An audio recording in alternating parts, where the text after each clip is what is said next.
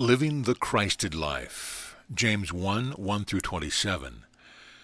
Beloved one, I would speak with you now about living the Christed life. How do you go about living the Christed life? It is to live from a place of joy, of peace, a place of knowing that you are loved of the Father, loved eternally. Living the Christed life means to live from the awareness of the Christ perspective, seeing all that happens through the eyes of the Christ, allowing, loving, forgiving. Living in the awareness of the Christ presence will transform everything in your world. It will transform everything which you see, everything which you speak, everything which you experience. It is the secret, if you will receive it, of fulfilling your contract. Do you know you have a contract? Indeed, you have a contract. You agreed before incarnation. You agreed before you decided to activate a physical body once again, that you would anchor your light upon this plane and that you would do the will of your Father who has sent you, and that in truth you would seek to live the Christed life. That has been your contract. Living the Christed life means remembering who you are. It means coming from the place of the heart, from the place of compassion, of great love and simplicity. Always look for simplicity. For the world will speak to you of complexity, but the heart and the truth of you knows simplicity. Your touchstone is oneness. Does whatever you are looking at, contemplating, speak from the place of the oneness? If it does, you are looking through the eyes of the Christ. It is as simple as that. Beloved one, I would share with you passages from a letter which a brother of mine wrote, James, my brother, a biological brother. Some have said that he is a half-brother to me biologically. I will claim him as a full brother. James, a servant of God and of the Lord Jesus Christ, to the 12 tribes which are scattered abroad, greeting. This was written in what you would see as a long time ago by one whom you do not quite remember, and yet you knew him. And he wrote this letter to the 12 tribes, brethren and sisters which are scattered abroad. In other words, they had traveled, gone into many countries, many places. It means that in this day and time, for have you not journeyed afar? This is a letter to you. My brethren, count it all joy when you fall into diverse temptations. Count it as a blessing when there are challenges which come up in your awareness. Knowing this, that the trying of your faith worketh patience. In other words, when you perceive challenges and you are tempted to fall into world thinking, pause for a moment, instead of falling into habitual reaction, and look for the gift in it. For the trying of your faith brings forth remembrance. I am not alone. I have wisdom deep within me. All of the challenges which you call forth, indeed, you call forth as blessings, not as a punishment, but as an opportunity to see anew. But let patience have her perfect work, that ye may be perfect and entire, wanting nothing.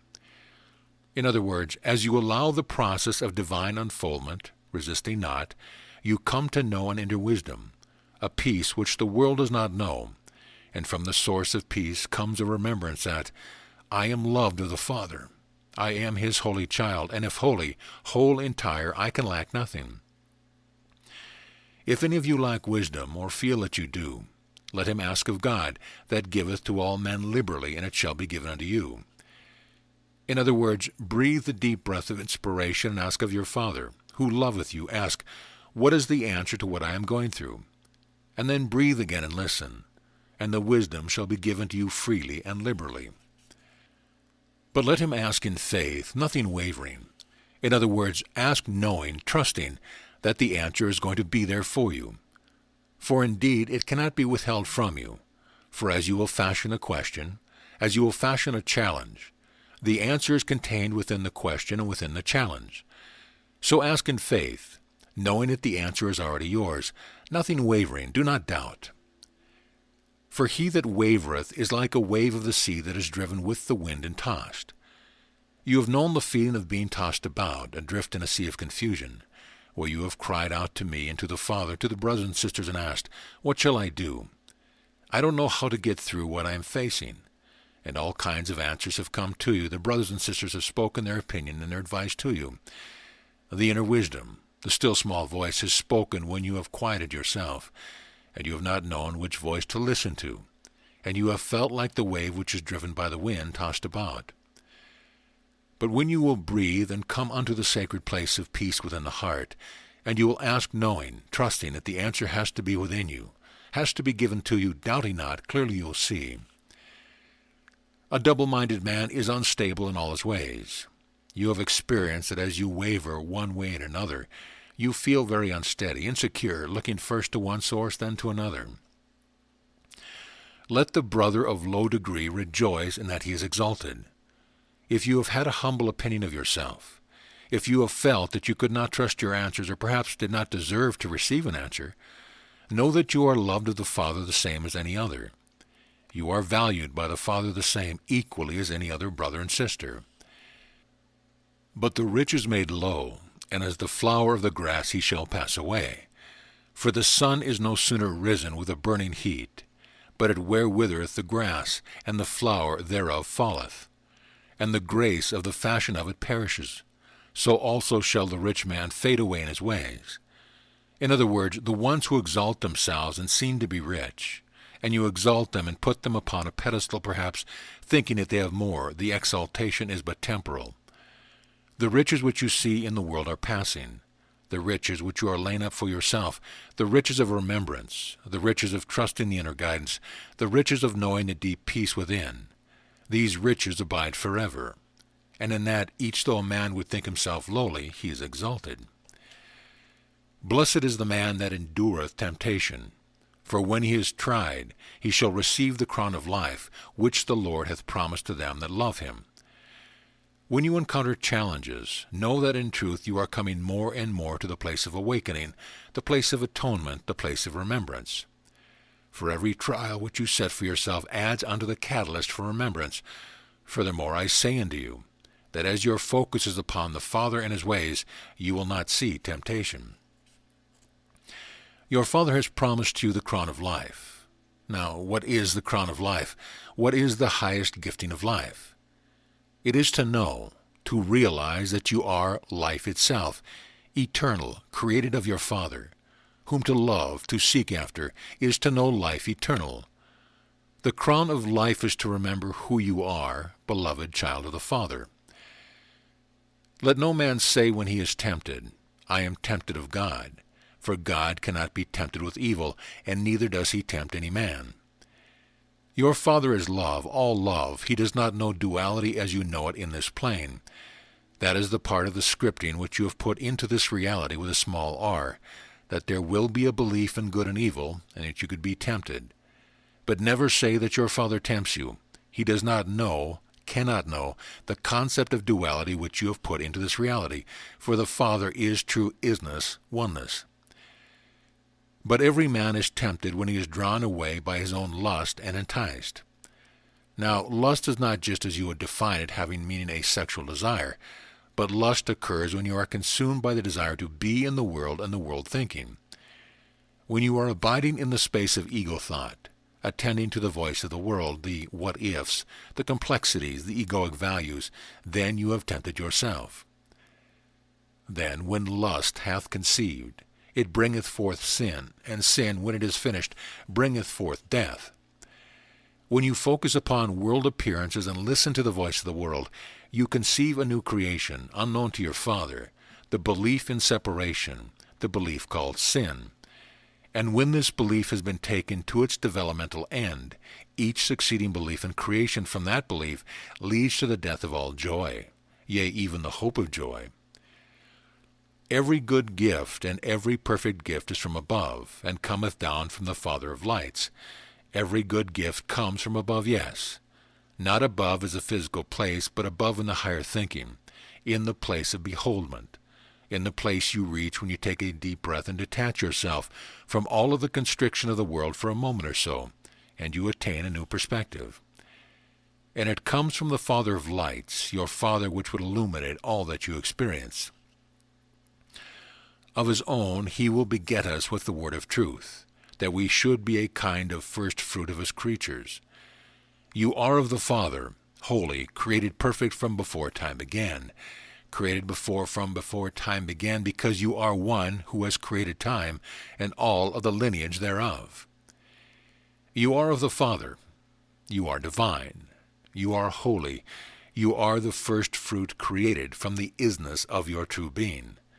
An extension, if you will, not separate even as you would understand creation to be. You bring forth in this day and time creations, and you behold yourself as separate from your creations. You look upon a chair, you look upon the other pieces of furniture, and you say, "It is there, I am here, I am separate from it." In truth, the chair, the furniture, is energy coalesced into form, the same as what you do for your body. You are not separate from any of the energy of the universe, whatever form you may call forth to serve you. You are not separate from your creations, and you are not separate from the Father, even as you understand creation to be. It is better, perhaps, to use the concept of extension. Wherefore, my beloved brethren, and this includes sisters as well, let every man be swift to hear. Listen, slow to speak, until you have allowed yourself to stand back and behold, and slow of wrath. For wrath comes from judgment, and judgment proceeds from the belief in separation. And then, consequently, judgment predicated on the possibility of imperfection, as you see yourself and others separated from your perfection. Therefore, be swift to hear, attend, listen, slow to speak, and especially slow to wrath. Now, I have observed in your day and time, according to your culture, when you have conversation with brothers and sisters, there is an unspoken understanding that conversation shows your power. And when you are in conversation with one and they say something to you, you must reply in order to show that you are aware, that you are wise, that you are powerful, that you are. Even if you don't know what to reply, it is incumbent upon you to say something, and so you rush to speak. It is not necessary. Allow yourself to be slow to speak. Allow yourself to remember the space of Christ, to live from that space. And if you continue to stand in front of the one who is speaking and you smile, they will keep on speaking, will they not? For ones love to hear themselves, and you will stand there and allow them to speak. They will think how wise you are, for they will perceive that you want to hear what they have to say. Therefore you must be very wise, and all the while you are listening not only to what they are saying, but also to what is underlying what they are saying, the greater truth. For the wrath of man worketh not the righteousness of God. When you are in wrath, you are in an energy which blinds you to the truth of your being and to the truth of the other's being, and it does not work the right useness of your Father's love. But be ye doers of the word, and not hearers only, deceiving your own self. Be doers of the word, and not hearers only. For in truth you have been hearing my words for centuries upon centuries, now as you reckon time. Now it is time to be doers of the word. Now, what is the word? How can you be a doer of the word? What does that mean? You have a writing in the Holy Scriptures, in the beginning was the Word, John 1:1. In the beginning was the Logos, the Greek word for word as it is translated. Now you have played with your words, and you have seen how limited words are. You have played with subtleties of words, and you have seen that even then the words are constricting, they are limiting. And even when the words will be as a catalyst for understanding the concept, you have seen how concepts are yet limited. Logos. You have a word in this day and time which you use a lot in your business and your advertising. I believe it is called. You have the logos. Every organization, every grouping, every business chose for themselves a logo that can be a word, a series of words, a symbol of a sort, a picture. What does that logo do? It gives instant identity. It gives meaning encapsulated in that little bit of a symbol. That is what the broader meaning of the word logos means, a symbol of something more. The Greek word, which is translated now as word, carries with it much more meaning. It is an encapsulation. It is a logo for something much greater. The same as the logo which you choose for your organization, your business, stands for all of what that business, that organization means. Logos is a symbol which stands for the allness of all that is. So, in the beginning was the Word. In the beginning was the concept, the idea, the symbol of the allness which is. From that beginning, you are now experiencing an extension of the Logos of the Word. But be ye doers of the word. In other words, be ye doers of the love which is beyond the world's comprehension. And yet you will make it comprehensible as you live each day, and not hearers only. For long enough have you heard the word. Long enough you have heard all the words about love. Now it is time to be doers. For if any be a hearer of the word, and not a doer, He is like unto a man beholding his natural face in a glass. For he beholdeth himself, and goeth his way, and straightway forgetteth what manner of man he was. In other words, if you look into the looking glass, the mirror, and you behold the natural face, you are seeing an appearance. And as you will focus just upon the natural face, as you will focus just upon what you see this body, this personality to be, and you go your way in the world, you forget who you truly are, the inner man. But whosoever looketh into the perfect law of liberty, and continueth therein, he be not a forgetful hearer, but a doer of the work, this man shall be blessed in his deed. Now, how is he blessed? He is blessed because he is living in the joy of the Christ child. He is blessed because he is living in the Word and knows it for himself as he extends that love through himself to others. You cannot help but be blessed as you are extending love. If any man among you seem to be religious, and bridleth not his tongue, but deceiveth his own heart, this man's religion is in vain. True religion, not the outer religion, comes from being the doer of love. You have many examples of the outer religion, many gatherings where ones are feeling very exalted in their own understanding, yet could be quick to say that others do not have an understanding. The true religion comes from knowing and doing the Word, living the Christed life, living from the place of love. Pure religion and undefiled before God and Father is this, and if you have heard nothing else in this chapter, attend and pay attention: to visit the fatherless and widows in their affliction, and to keep yourself unspotted from the world. In other words, to extend love, the Christ love, to the fatherless, not only the ones who have lost a biological father, but the ones who feel lost from the father, and widows, ones who feel they have lost their source of love and support, and to all others who are afflicted not only of body but in the soul.